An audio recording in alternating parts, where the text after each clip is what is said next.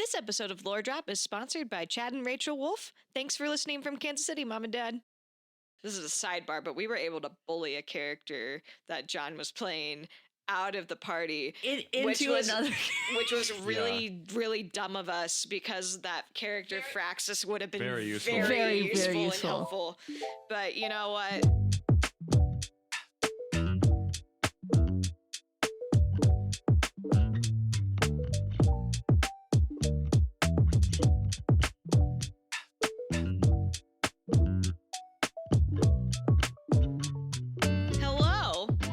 Welcome to Lore Drop, a reinvent podcast, a podcast where we talk about reinvent. Whoa. And the lore. Whoa. That is in reinvent. Wow. I'm Abby, the executive director of Reinvent Productions. I'm Ben, the creative and artistic director. And today our third party member at the kitchen table is... Hey y'all, I'm Libby Day, and I'm just happy to be. Wait, no, you're not just happy to be here. Libby is one of the original Dynamite players. Yes, I played Adriana Collarbone, aka The Bomb. Yeah. Yeah, she was a tiefling that blew stuff up. Yeah, it was great. And what's fun today is that we are going to talk about a tabletop campaign that neither one of us played in. Yeah. But one that Ben ran. Yeah. We've heard stories.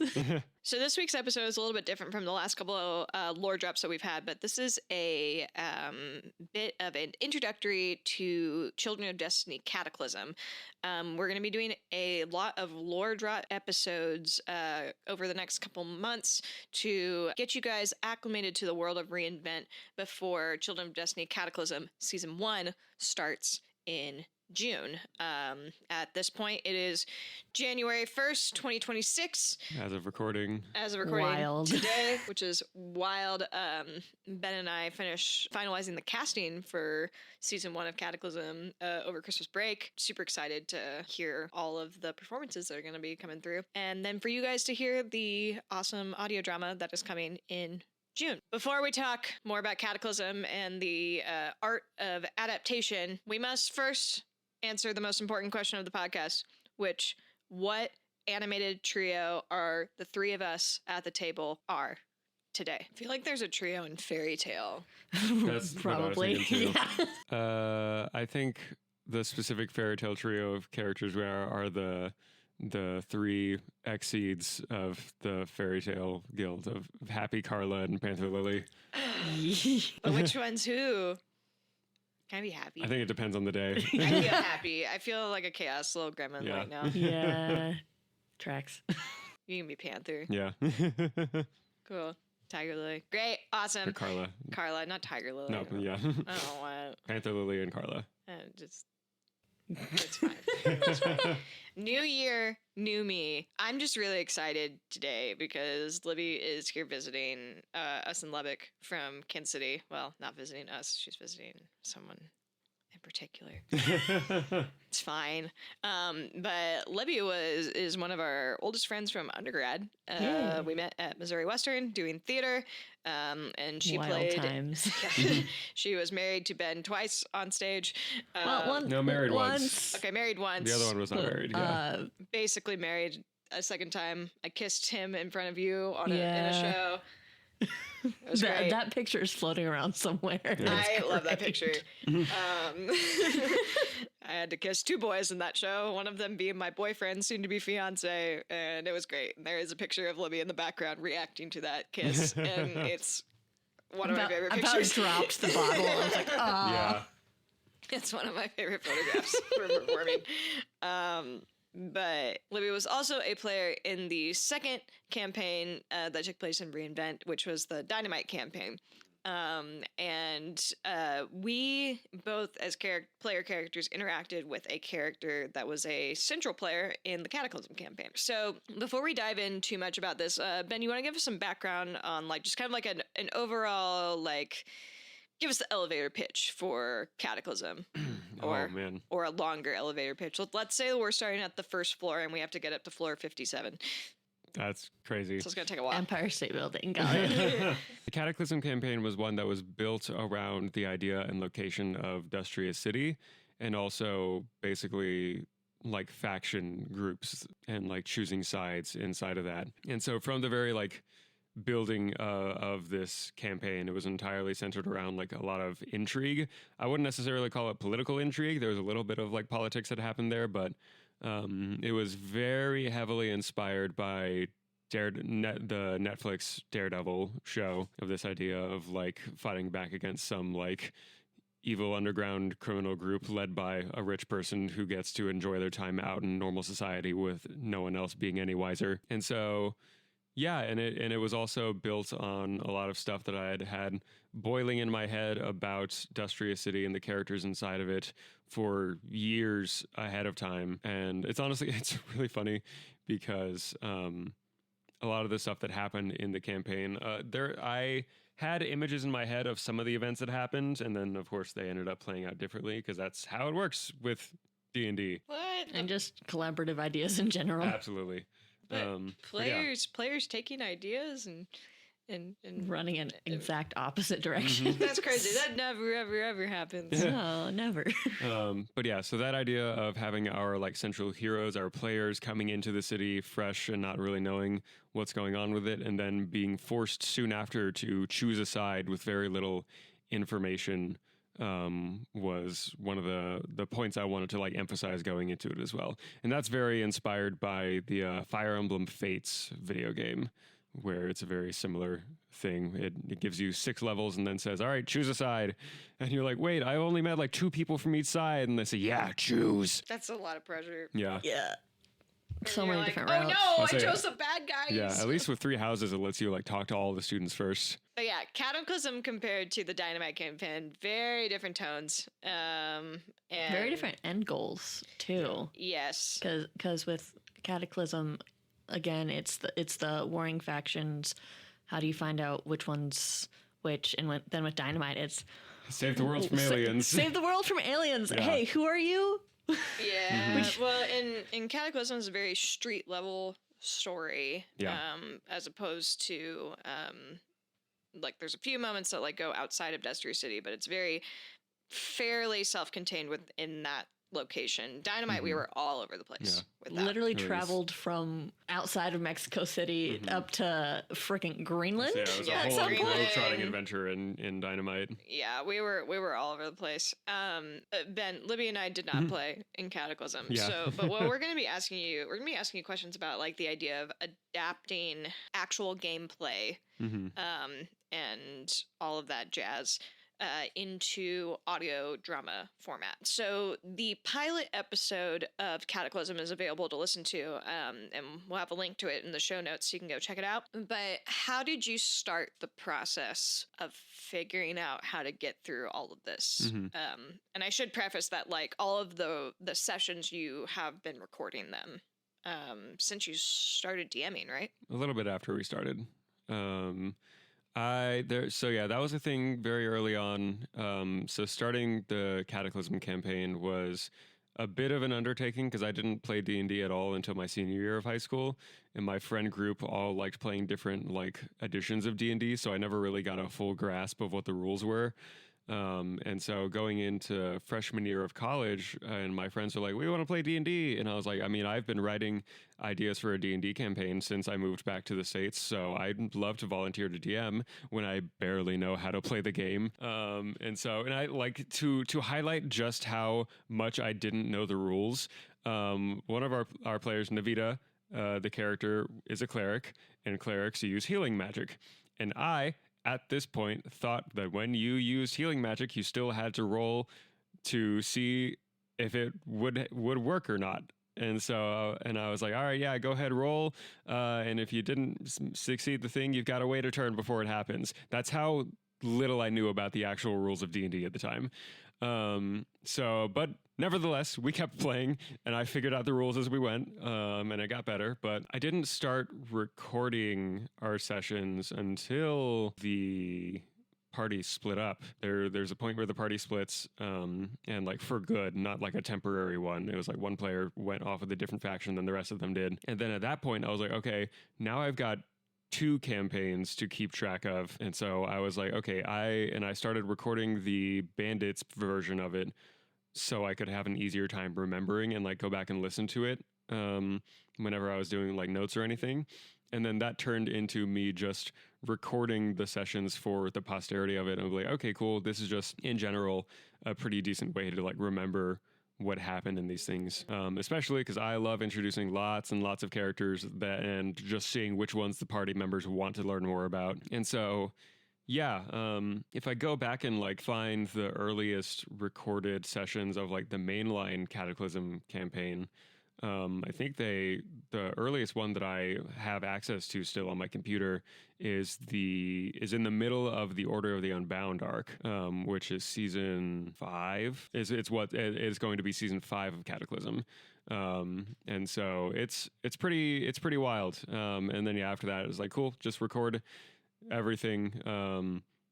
And then in retrospect, very happy I had it because I can very easily go back and like find like funny lines that were said or like key interactions between characters or just knowing who was even there. I had the good fortune of at least before, well, the entirety of the Cataclysm campaign, I was taking very detailed like prep notes. And so I would be like, okay, these characters are here. The players can ask 3 questions of however many characters, and then they have to move on to the next thing. It was very, not railroady, but it was very much like, okay, I have very well-defined things that are prepared in the sandbox. And so it was even down to sometimes I would like write out what topics they could ask a character about. And this was still very early in my ideas of like how you run a campaign, right? Well, and I think that makes it easier for people who are playing D&D for the first time or just any RPG for the first time. It can be really intimidating to be like, okay, what do you do? And it's like so many choices. There's a huge world out there. And I think that there's a fine line of like being too railroady, but also like I really like the idea of this idea of the sandbox, and we use this a lot with our devising projects, that like we're going to put all these toys in the sandbox, figure out which ones we want to play with, because it's way easier to make a quality like end product with specific tools within a specific set rather than having to deal with like a whole beach sandbox and be like, okay, make something. And it's like, that's very overwhelming to think about. But if you having the boundaries of like these are the rules that we're going to play within, now make the thing, I think is a lot less intimidating going into any kind of creative project, particularly with D&D, because D&D is devised theater. When did you decide you wanted to take the sessions and make them a podcast? It goes back a good while, honestly, because I remember like joking around with a couple of the players near the end of the second semester that we were running the campaign, of being like, oh, wouldn't it be so fun to have like a TV show on this one day? And then that sort of like stuck. Mighty Nine level. Yeah, it really like stuck in the back of my brain at the time. And this was like still even like years, Mighty Nine and Vox Machina are great examples, but like years before those were even a thing too, of like those were running as the actual play podcast still. But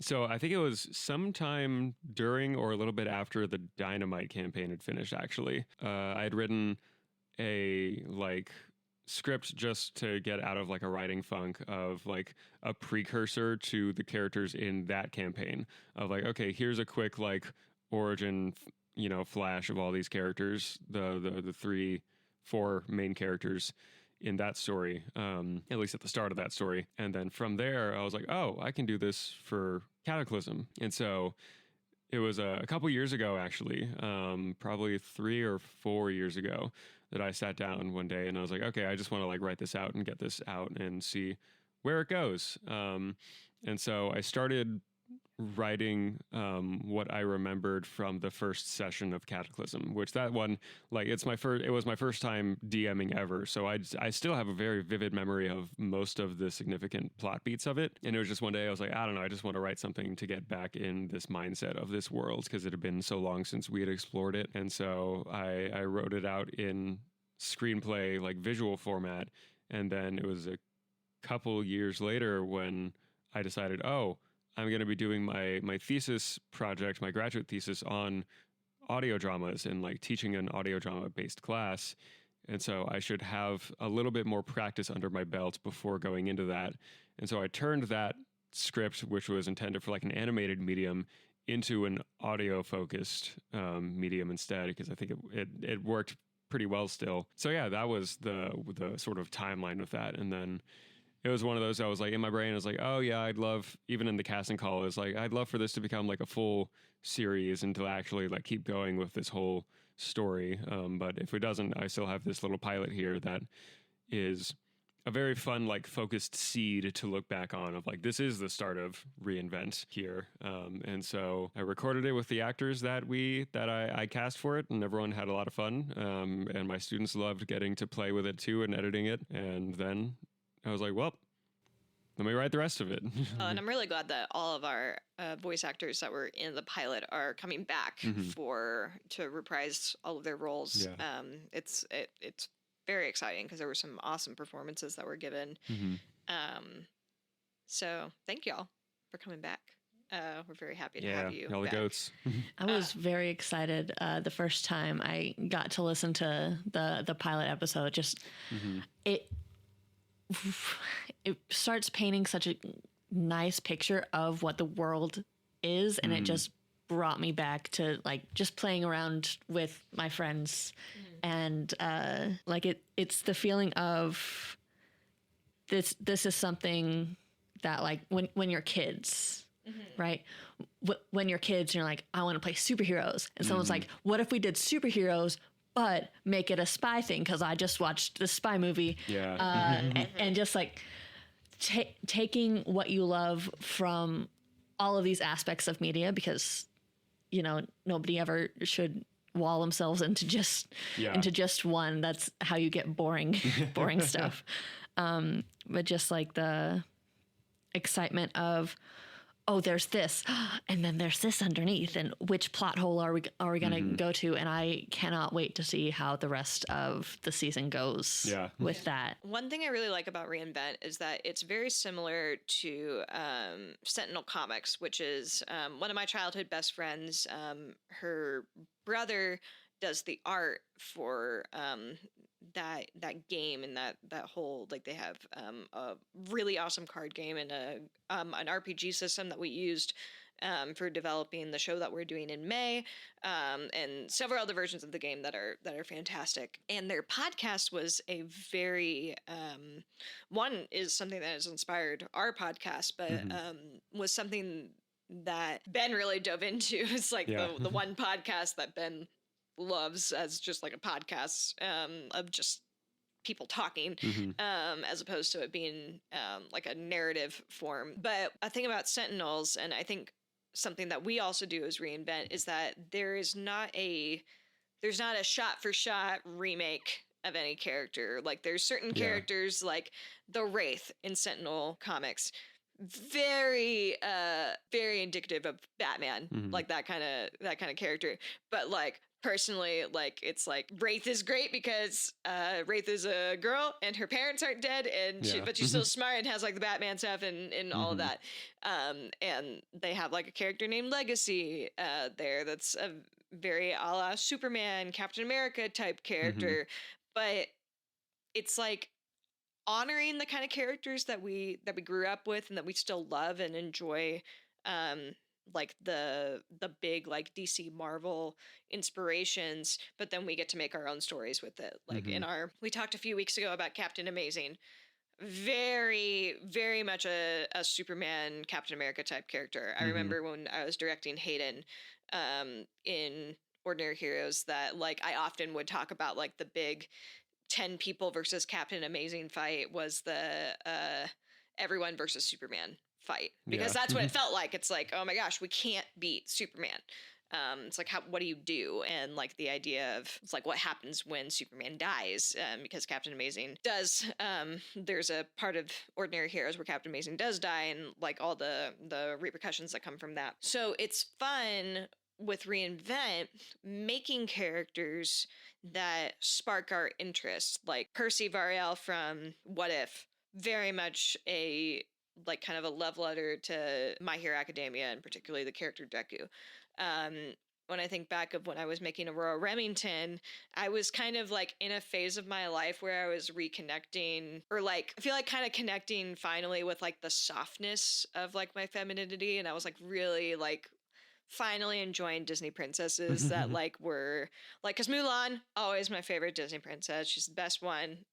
Can't argue with that. And then I loved Rapunzel, but I was finding, I was like, man, no, I really do like, I like Aurora, like Sleeping Beauty, Aurora's aesthetic. And I was like, oh, it'd be funny if I made a princess character that like is named Aurora, but like she doesn't know Disney stuff. So like people keep like referencing the Disney movie and she has no idea what they're talking about. So I was like, okay, well, I'm like kind of connecting with this side of my femininity, but like then I was also referencing back to the fantasy books and like the adventure books I loved reading growing up, and I was like, but she's a pirate and have that fun thing, and from there like kind that's of Alana the Lioness. yeah, and things like that, and then characters like Katniss from Hunger Games. Like Katniss is a big reason why I am the way I am today, and all of that. So getting to make characters that are like, oh, I'm going to take attributes from stories and things that I love and get to make my own thing and then get to tell my own story. It's special, and you can kind of tell with everybody's characters, like what their interests are. Because like if you're gonna play a D&D character, if you don't make a character that you're interested in, then it's not gonna be very fun to play. Yeah. So I think that like everybody puts like at least like a little bit of themselves, whether it's like their interests or passions or whatever, into their character. And some characters become more like us than we intend to. Aurora had her heart on her sleeve. And honestly, playing that character helped me work out a lot of stuff, but it was still just like, oh, this hurts. But yeah, with playing Adriana, did you find that you were like kind of pulling from different stories? With Adriana, I allowed myself to be chaos in a way that I was never really allowed to be. Ooh. So it's like making Adriana, people are like, oh, hey, so there's this, and this is like kind of chaotic. And I latched onto that because I'm like, I can be chaotic without outside repercussions in real life. Okay, let's see what happens. And then just suddenly she became a mad bomber who was very interested in explosions because of backstory reasons. Which I didn't really... I knew the backstory, but I didn't tell anybody the backstory. But considering that it was my first D&D experience, I feel like that's a... If you don't know what you're supposed to do, which is a good thing with like the rules and stuff, if you don't know what you're supposed to do, you're not going to say it. Like you'll know it in your head and that's how you'll play it. But like if you don't tell anybody, because I'm really bad about telling anybody, I don't want to say important information, but I'm bad about telling people things that like I know and I think other people already know. Yeah, it's because like... I felt like with a lot of Adriana's choices, I'm like, well, this is kind of painting what all of this was, but I don't have to give out the like the nitty gritty details. Yeah, because you don't lore dump. Well, we lore drop. We lore drop. This is what this is what podcast. Yeah. But like just in casual conversations with people, you're kind of the characters like are thrown into. People that like you get thrown into a situation with, like the Dynamite Party was put together because we were all kidnapped by Project Alpha. And then those characters who sold us out to this, and we like didn't know. Our characters wouldn't have been friends without that. Yeah, no. What I think was really helpful for all of us who were first time players in Dynamite was having, all of us except for John. Yeah. So John is the originator of Severica. Yes. And Severica is a main character in Cataclysm throughout the entirety of the campaign. One of the main characters, yeah. Yeah, and so having him run Severica alongside us, who had, it kind of orienting us into the world as well. It also made the first like couple sessions of like, you know, like in D&D when you're first playing, D&D for the first until you hit level 3 is just survival horror. Yeah. And because I remember my first roll, I like got knocked out immediately. You and almost I was died because you failed a saving roll. I was pissed, and I was like, I think I hate D&D.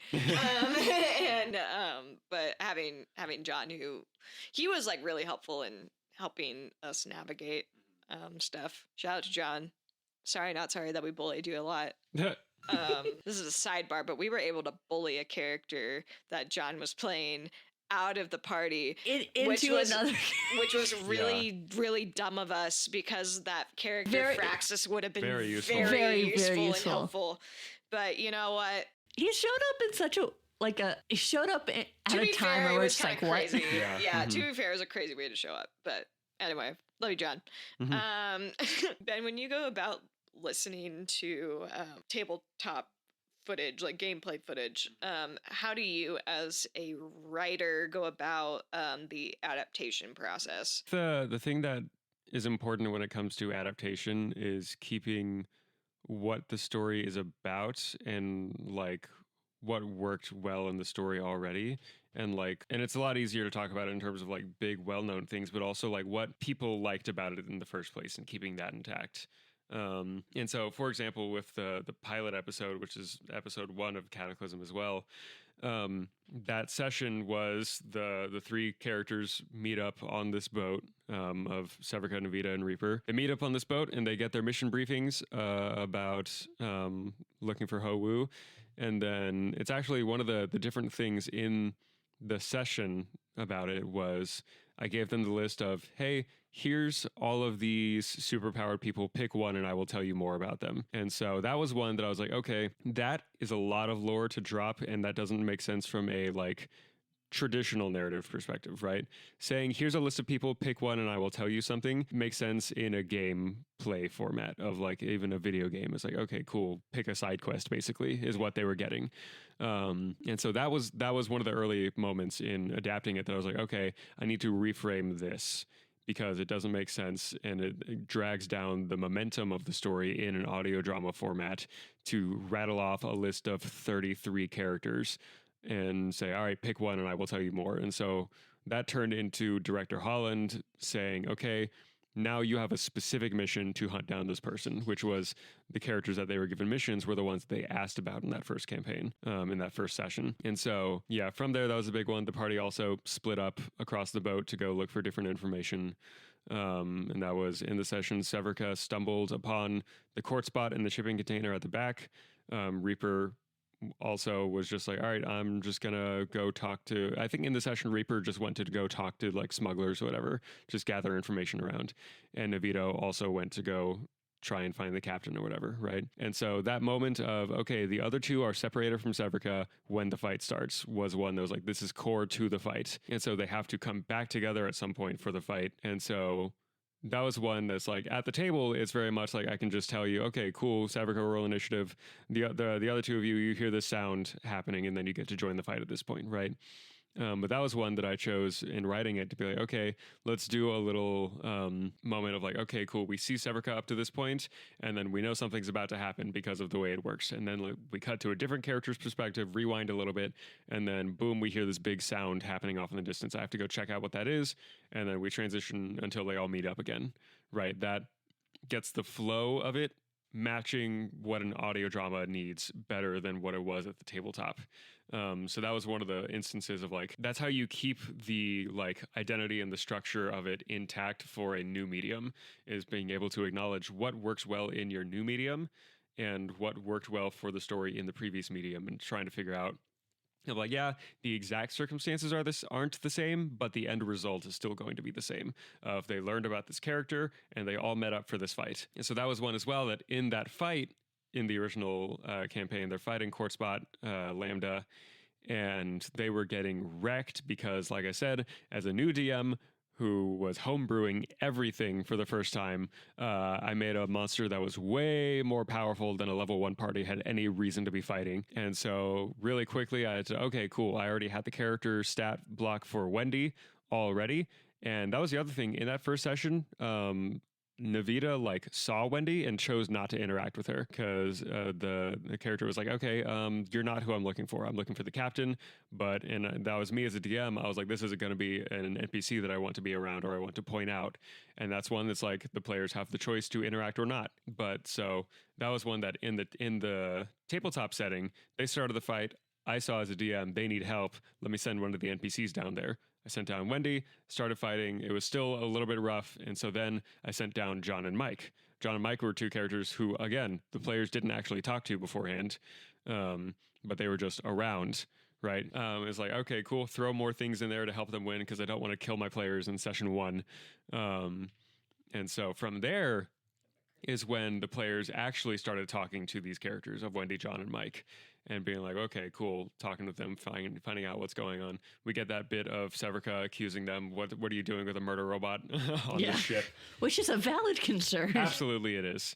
Adapting that to the audio drama medium, I was like, okay, this narratively, it's important that we need to introduce these characters somehow, but after the fight is not the time to do so. Because in that situation, the more interesting conversation between those characters is the argument than saying, who are you? What's your motivation? Why do your fists glow that color when you punch things? Yeah. You know, and then the conversation with Captain Robert was pretty much the same afterwards. But so yeah, that was one of those. I was like, okay, what characters were important to this section of story? What moments were important to the section of story? And then filling out the rest of the blanks from there is at least how my approach to adaptation goes of like, cool, I've got the important beats, moments, and interactions down. And then from there, I was able to add in extra information that didn't exist before. So prior to that, in that tabletop session, the director Holland did not have a name the first time we ran through that. I was just like, this is the director of Cadence. That's it. And it wasn't even called Cadence then. It was something else. It was still an acronym, but it was dumb and bad. But so I was like, cool, let me give the director a name and say, this is why you're all here. This is your last mission or whatever it is. And then specifically changing Reaper's moment of, instead of going to find more information, I'm just going to not play ball. I'm going to sit here, introduce the whole like shrink down into a box gag, and then also introducing his patron, the benefactor. Because in the original campaign, the benefactor didn't show up until Dynamite, right? Yes, but by name. I say by name, but the idea of Reaper's patron in the Cataclysm campaign didn't show up until the party split. That would like from the beginning, he was like, yeah, he's a warlock and a barbarian. I was like, cool. But adding in is like, okay, this is what the purpose of the patron is. I was like, okay, cool. This is a very fascinating angle to include from the beginning now, instead of throwing it in later on in a way that feels kind of haphazard. Because that's just what happens with D&D of like, oh, I realized extra information that I didn't think would be relevant before. Oh yeah, there's a lot of stuff early Dynamite that I would like to retcon. Yeah. Particularly how I was playing Aurora, because I mean, like, it's like I didn't know how to play her yet. That's a fun thing for me about us, like, going through and adapting these stories that we played together for fun, and then now we're like getting to do them again. And not necessarily do them better, but like do them in a way that like makes more sense. So I guess like a more cohesive more story. Cohesive, yes. Yes. And it's a different form of media that we're doing this with. Like we were doing oral storytelling with each other and playing a game together, and that is a form of entertainment. And now we get to adapt these into a audio form of entertainment that other people get to enjoy now. I'm just really bummed out that it's going to take a while for us to get to the Dynamite adaptation. Yeah. Well, hopefully hopefully by then we have the budget to do an animated thing instead of just not just audio drama, because I think audio drama works really well for Cataclysm from a narrative and like thematic standpoint, because Cataclysm is all about hidden information too. But Dynamite is one that I think that would flourish much more in a fully animated capacity. Yeah. So start supporting Reinvent Productions. Yeah. If you're an animator, hit us up. We might be able to collaborate at some point. We're a young 501c3 right now, but we are working on building up, and we love collaborating with people. Before we end our episode, Libby, do you have any shout outs you want to give to any people or projects that you're working on? I don't really have any projects right now.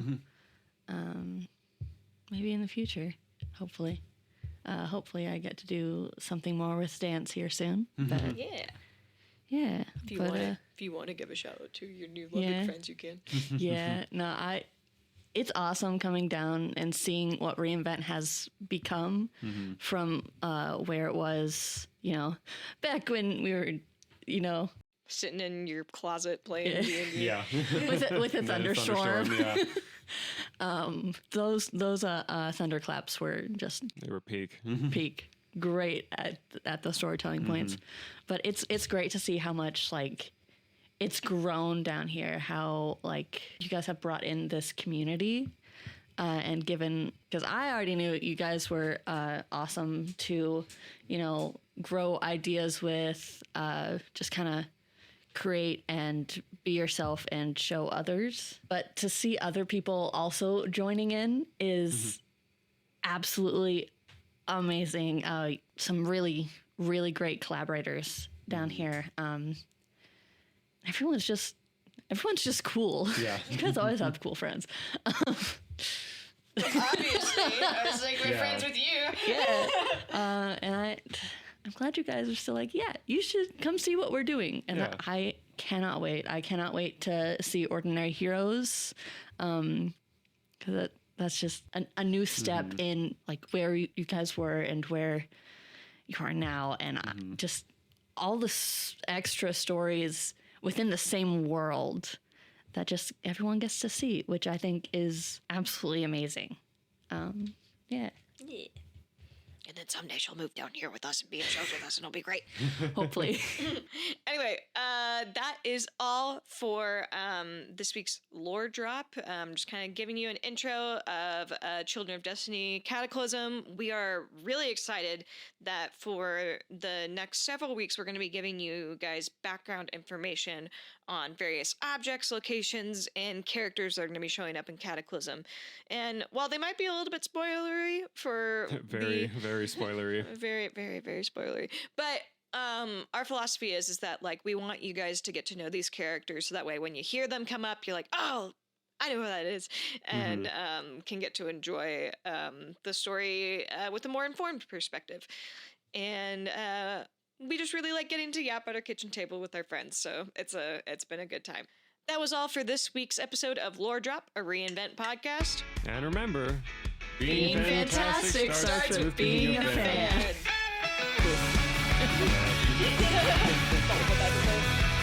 Yay, we did it.